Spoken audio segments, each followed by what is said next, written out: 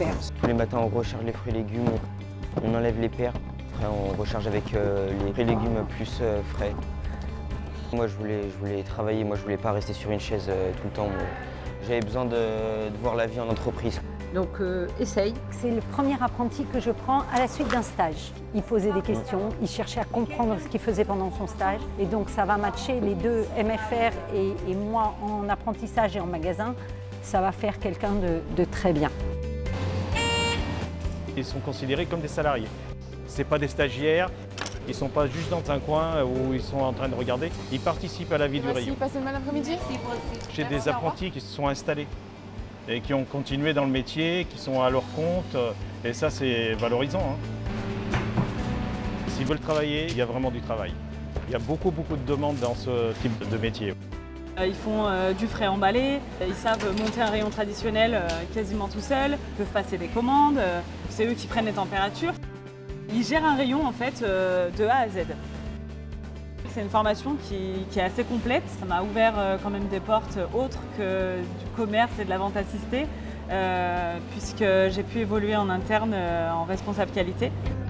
On est dans une entreprise et à la fois à l'école où on peut apprendre tout ce qui concerne le métier.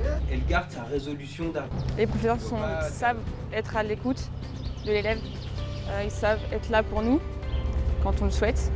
Quand il y a quelque chose qui ne va pas, ils nous le disent et on sait se remettre dans le droit chemin. On a appris la communication, la gestion des clients, on a appris le réapprovisionnement des rayons, on apprend les produits.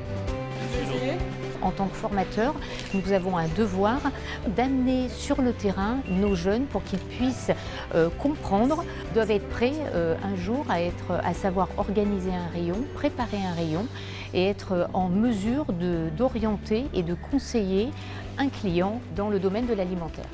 Avec le bac pro technicien conseil vente en produits alimentaires, on est toujours en action. On travaille la notion de projet, d'expérimentation, le travail en sketch de vente dans un magasin école, la mise en place de marchés de producteurs. On travaille également le numérique avec des classes à petit effectif. On a pour chaque classe de terminale la chance de pouvoir les accompagner sur un programme Erasmus de mobilité.